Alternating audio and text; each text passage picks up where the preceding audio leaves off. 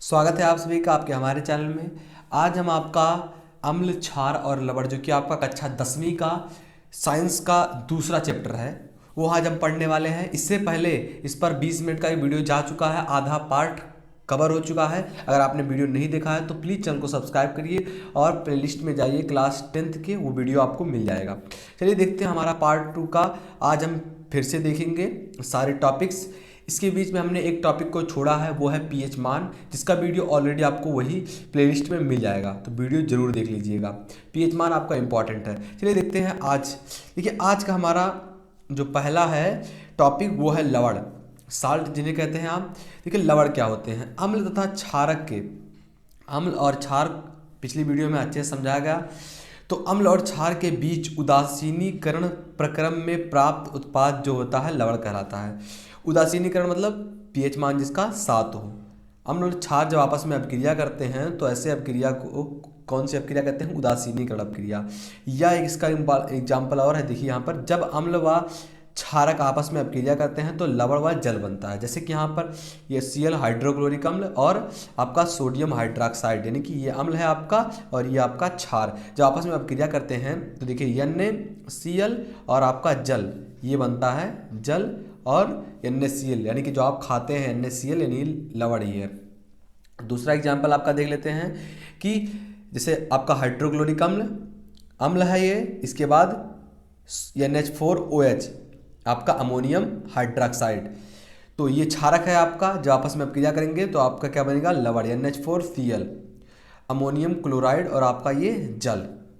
इस तरीके से जब अम्ल और क्षार आपस में अभिक्रिया करते हैं तो लवण और जल बनता है, ये आप लिखेंगे। और एक समीकरण अगर दर्शा ले जाते हैं तो आपका पूरा नंबर यहाँ मिलेगा। केमिस्ट्री में आपको थ्योरी के साथ एक रिएक्शन जरूर दिखाना होता है अगर पूछ लिया तो।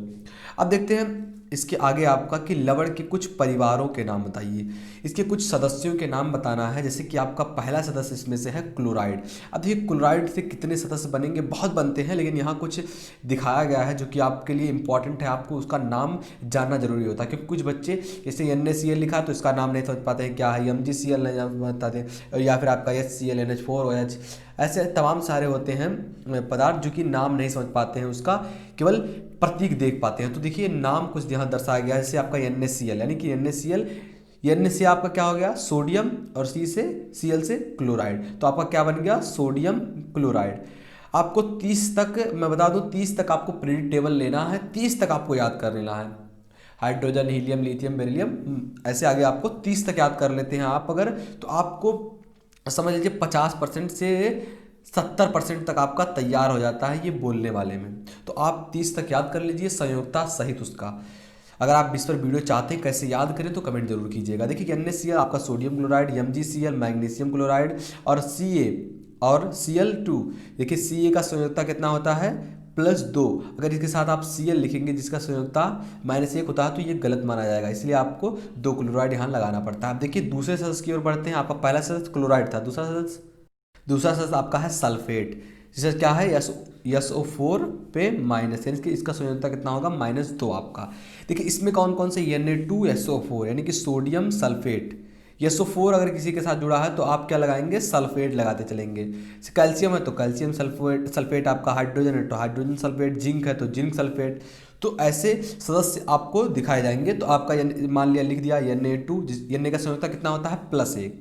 हाँ तो 2 है यानी कि 2+।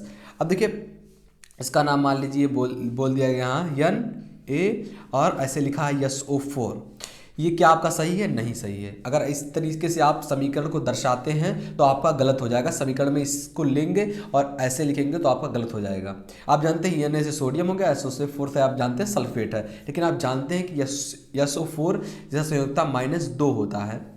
तो यहाँ आप क्या करेंगे? 2 नाइट्रोजन लगाएंगे, क्योंकि सोडियम जिसकी संयोजकता कितनी होती है? 1, तो आप 2 लगाएंगे। तो इस तरीके से आपका sodium sulphate, zinc sulphate, hydrogen sulphate और आपका कैल्शियम सल्फेट। अब देखिए आपका तीसरा जो सदस्य है इसमें से NO3, जिसको क्या बोलते हैं? नाइट्रेट। अगर किसी अणु के पहले ये लग जाता, बाद में लग जाता है ये, तो आप वहाँ क्या लिखेंगे?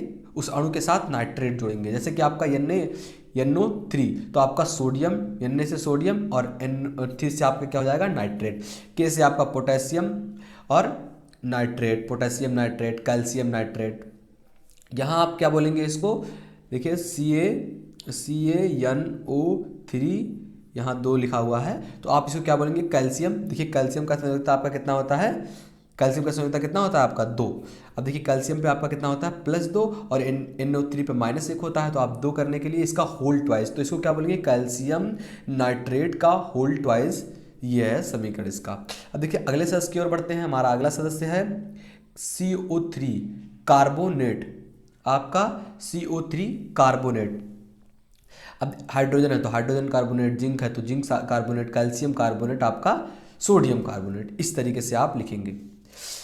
जैसे कि आपका सोडियम कार्बोनेट के साथ यहाँ सोडियम कार्बोनेट है Na2 और आपका CO3, ये क्या है आपका सोडियम कार्बोनेट। इसी बीच में लगा देंगे एक H, तो आपका क्या हो जाएगा, ये आपका सोडियम बाई कार्बोनेट। 2 है तो ट्राई, 2 है तो आपका डाई और 3 है तो आपका ट्राई।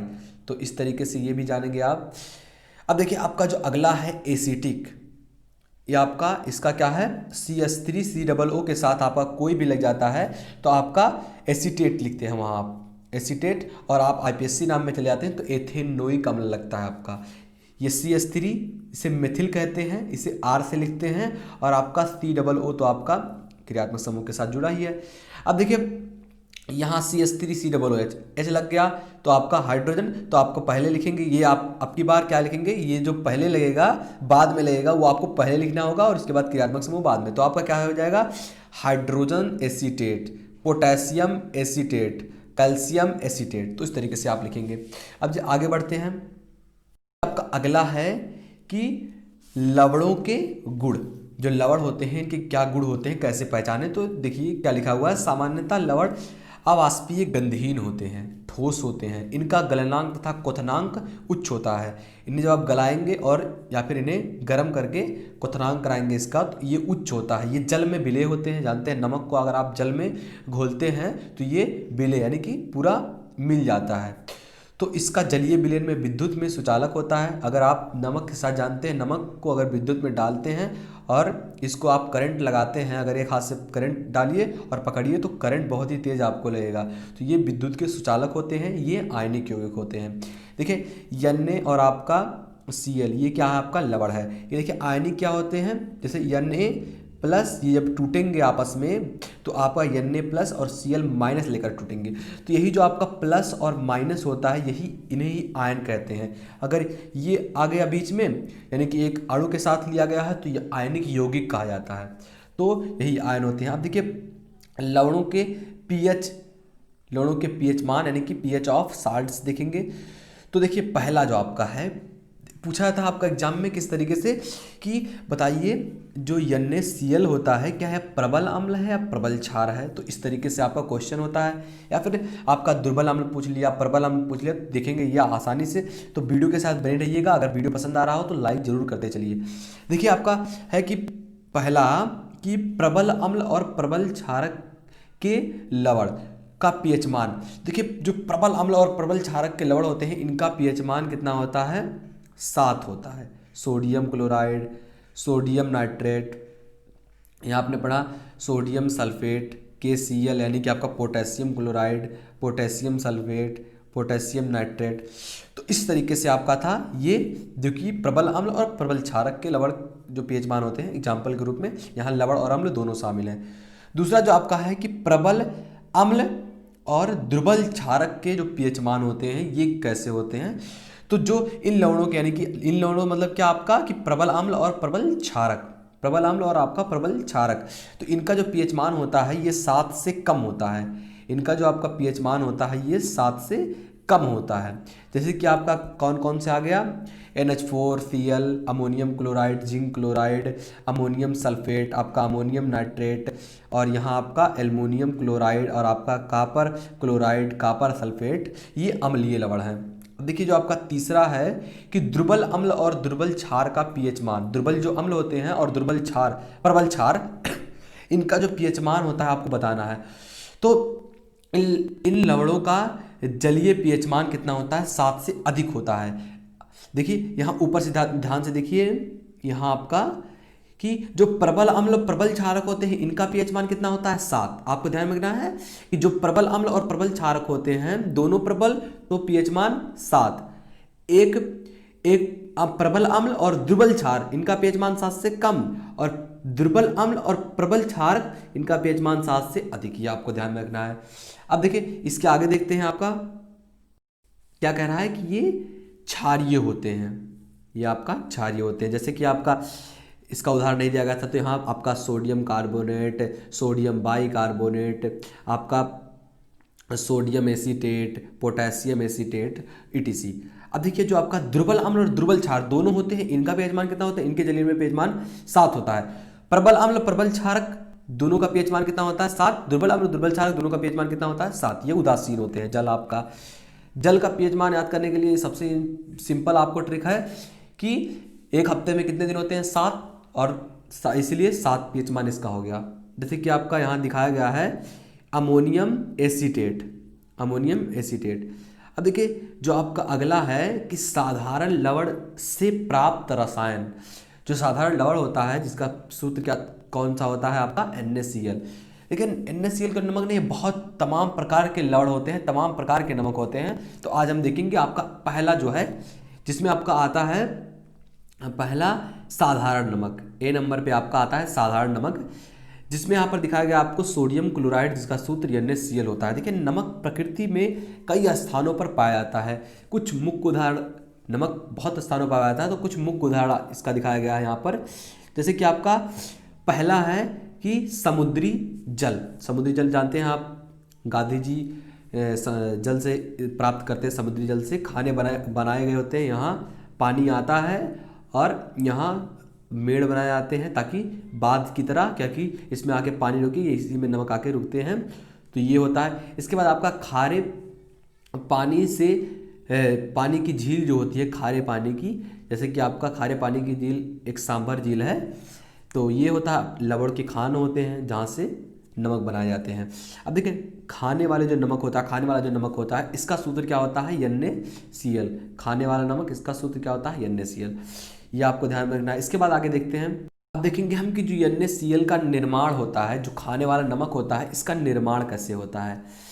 तो इसका पहला तो है प्रयोगशाला विधि। प्रयोगशाला विधि में आप देखेंगे प्रयोगशाला में नमक को जलीय सोडियम हाइड्रोक्साइड यानी कि NaOH तथा हाइड्रोजन क्लोराइड HCl की क्रिया द्वारा बनाया जाता है। जैसे कि आप यहाँ समीकरण देख सकते हैं कि जब सोडियम हाइड्रोक्साइड और हाइड्रोक्लोरिक अम्ल को जब मिलाया जाता है तो जब क्रिया कराया जाता है तो आपका देखिए NaCl और जल, आपका NaCl और जल दोनों प्राप्त होता है। ये देखिए यहाँ आपने देखा ये आपका क्षार है और ये आपका अम्ल है, जब आपस में आप क्रिया करते हैं तो लवण बनता है और आपका जल बनता है। देखिए पीछे भी हमने आपको बता दिया है।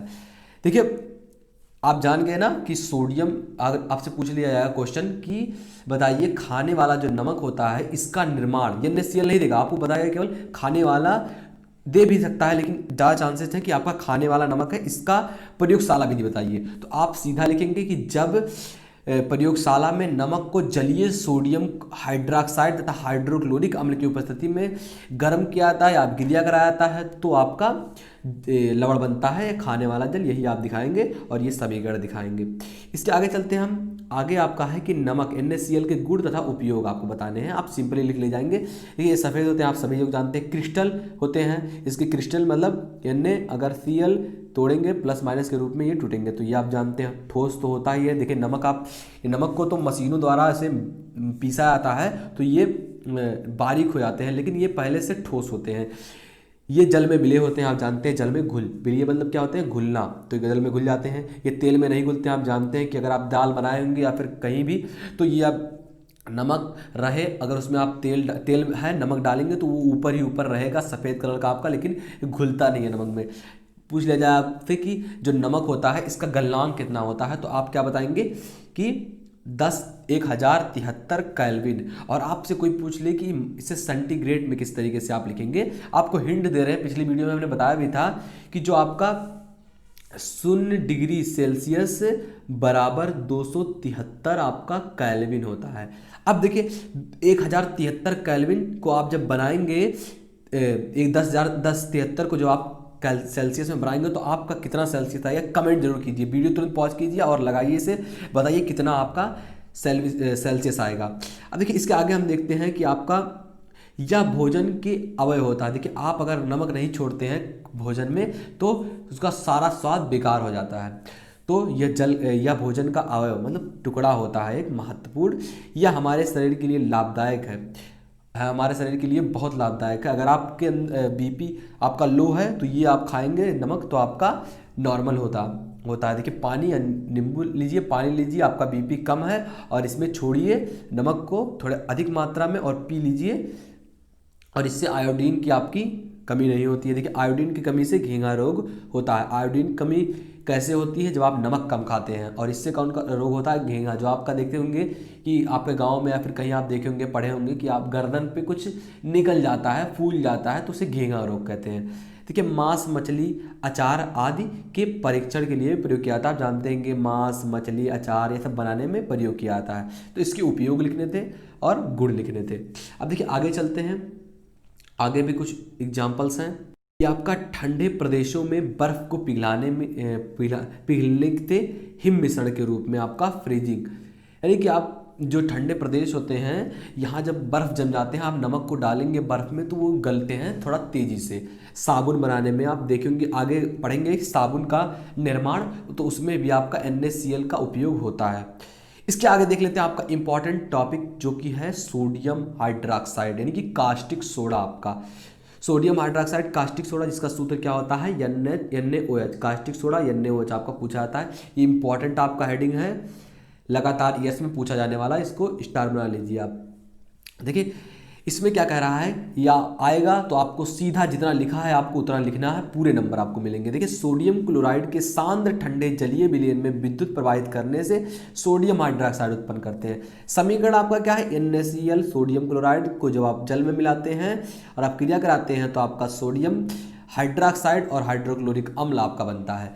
वही जो आपका यहाँ बना था, पीछे आपने पढ़ा कि उदासीनीकरण क्रिया आप पढ़े होंगे या लवण का निर्माण, तो वहाँ आपने देखा कि ये समीकरण सीधा उल्टा हो गया है। ये आपका क्या है, अम्ल, ये आपका क्या है, क्षार, ये आपका क्या है, लवण, ये जल। तो उसका सीधा उल्टा आपका सोडियम हाइड्रोक्साइड है, यह आपको देखना होगा। और इस अपक्रिया को आप पूछ लिया जाए कि क्लोरो क्षार अपक्रिया किसे कहते हैं, तो यही अपक्रिया आप लिखेंगे NaCl H2O, यानी कि आपका NaCl सोडियम क्लोराइड को जब जल में मिलाते हैं तो आपका सोडियम हाइड्रोक्साइड और हाइड्रोक्लोरिक अम्ल बनता है। यही अपक्रिया आपकी क्लोरो क्षार अपक्रिया कहलाती है।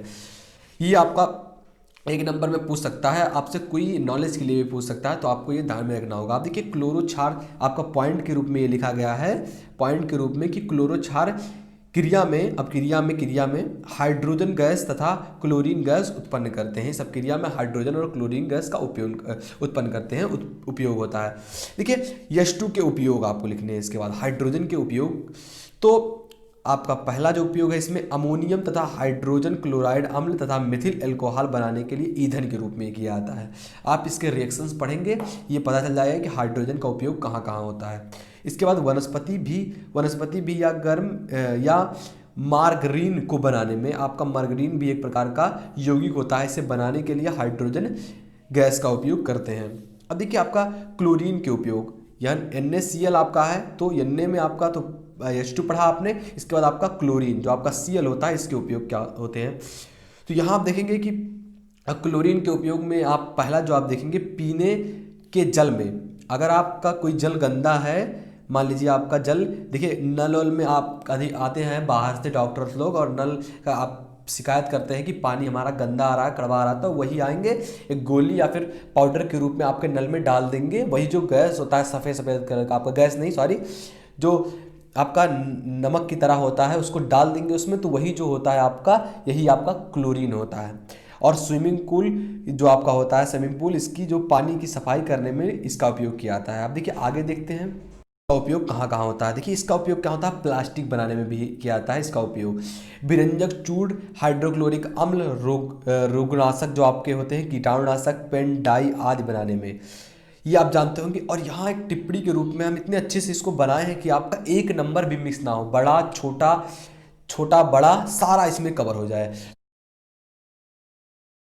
देखिए ये आपका पॉइंट इंपॉर्टेंट होने वाला है कि जो फ्रिज में कौन सी गैस होती है, तो आप क्या लिखेंगे, कौन सा कार्बन होता है, तो आप क्या लिखेंगे, CFC, क्लोरोफ्लोरोकार्बन। ये आपके जनरल नॉलेज के लिए भी बेहतर है और आपका एग्जाम के पॉइंट ऑफ व्यू से भी अच्छा क्वेश्चन था। देखिए NaOH के उपयोग, अब आपका जो यहाँ एक एक पॉइंट बना था, आप देखिए NaOH यानी कि आपका सोडियम हाइड्रोक्साइड जो कि आपका क्षार है, इसका उपयोग कहाँ कहाँ होता है, तो कास्टिक सोडा यानी NaOH की क्या कहते हैं आप, कास्टिक सोडा, तो इसके उपयोग आपको लिखना है। तो आप पहला लिखेंगे सारे, अगर आपका कोई भी पूछ लेता है तो आप पहला लिखेंगे प्रयोगशाला में अभिकर्मक के रूप में, ये आप जरूर लिखेंगे। इसके बाद साबुन और सरफ बनाने में, पेट्रोलियम को के शुद्धिकरण में, कागज के रेशम बनाने में, बॉक्साइड के शोधन में, ये आपको ध्यान में रखना है। स्क्रीनशॉट लेते चलिए, जानते हैं ना कि नोट्स नहीं बना होगा आपका, इसीलिए हम नोट्स प्रोवाइड करा रहे हैं आपका। लॉकडाउन की वजह से आप स्कूल नहीं गए तो आपके नोट्स नहीं बने होंगे। स्क्रीनशॉट लेते चलिए, मोबाइल में आपका रहेगा, आप याद करेंगे, एक बार देखेंगे आपको समझ में आ जाएगा अगर आप वीडियो पूरा देख रहे हैं तो। वीडियो पसंद आ रहा हो तो लाइक जरूर कीजिएगा। देखिए आपका HCl, अब हाइड्रोक्लोरिक अम्ल आपका इसका उपयोग पूछा था दवाई बनाने में, NH4Cl यानी कि सोडियम क्लोराइड, आपका अमोनियम क्लोराइड बनाने में, शुष्क तेल बनाने में, आपका इस्पात की सफाई में, घरेलू विरंजक, वस्त्र विरंजक तथा सौंदर्य प्रशासन के विरंजक चूर्ण के रूप में, ये सारे उपयोग हाइड्रोक्लोरिक अम्ल के होते हैं। अब देखिए आगे देखते हैं आपका विरंजक चूर्ण, ब्लीचिंग पाउडर, आपका सुना होगा आपने, इंग्लिश नाम, हिंदी नाम भले ना सुना होगा, ब्लीचिंग पाउडर तो आपने जरूर सुना होगा, ये भी आपका इंपॉर्टेंट है, तो ये आपको ध्यान में रखना है। इसका सूत्र क्या होता है, आपको यही पूछा जाता है बहुत जगह पर, एक नंबर में अगर ये पूछेगा तो विरंजक चूर्ण का आप बताइए कि इसका अणुसूत्र क्या होता है, तो आप क्या लिखेंगे, CaOCl2। यह देखिए इसका पूरा यही आप लिखेंगे, पूरा नंबर आपको मिलेगा। यह एक मिश्रित लवण है, जानते हैं आप। इसके बाद इसे कैल्शियम हाइपोक्लोराइड भी कहते हैं। इसे कैल्शियम, ओ लगा है, एच लगा होता है बीच में, तो जैसे आपका था क्या था, Na2HCO3, तो आपका क्या था, सोडियम बाइकार्बोनेट, तो यहाँ ओ लगा है तो आपका हाइपोक्लोराइड हो जाएगा। अब देखिए क्या लिखेंगे आप, जलीय सोडियम क्लोराइड का विद्युत अपघटन करने से उत्पन्न क्लोरीन गैस को शुष्क बुझे चूने, आपका शुष्क बुझे चूना का सूत्र क्या होता है, COH का होल ट्वाइज से विरंजक चूर्ण प्राप्त होता है। समीकरण आपके पास क्या है कि जब शुष्क बुझा चूना आपका क्या है, CaOH का होल ट्वाइज में जब आप क्लोरीन गैस प्रवाहित करते हैं तो आपका विरंजक चूर्ण यानी कि आपका कैल्शियम हाइपोक्लोराइड और जल बनता है, यही आप समीकरण लिखेंगे। इसके आगे हम देखते हैं कि विरंजक चूर्ण के गुण आपको लिखना है। तो पहला जो गुण है यह हल्के पीले रंग का पाउडर होता है, इसमें क्लोरीन जैसी गंध आती है, जब आप इसको सूंघेंगे तो क्लोरीन जैसा गंध आएगा। यह जल में क्लोरीन गैस उत्पन्न करता है, जल में जब आप घोलेंगे तो क्लोरीन गैस ये उत्पन्न करता है।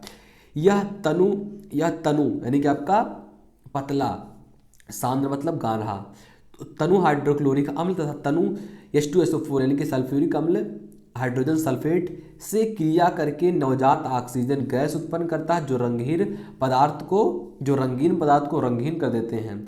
अगर हाइड्रोक्लोरिक अम्ल तनु हाइड्रोक्लोरिक अम्ल से अब क्रिया कर लेगा, अगर वो रंगीन पदार्थ है तो उसको रंगहीन यानी कि बिना रंग के कर देगा उसे। जैसे कि आपका समीकरण यहाँ दिखाया गया है कि 2CaOCl2 और आपका 2HCl, तो आपका क्या बना, CaCl2 और आपका 2HOCl। अब देखिए इसके आगे देखते हैं आपका कि विरंजक चूर्ण के उपयोग, ब्लीचिंग पाउडर आपका है, इसकी यूज क्या है। तो प्रयोगशाला में अभिकर्मक के रूप में आप पहला जरूर लिखेंगे, जल को शुद्ध करने में ऑक्सीकारक के रूप में, ऊन को सिकुड़ने से बचाने के लिए भी इसका उपयोग किया जाता है, कागज, कपड़ा, लकड़ी तथा लुगदी आदि के विरंजक चूर्ण के रूप में, विरंजक के रूप में।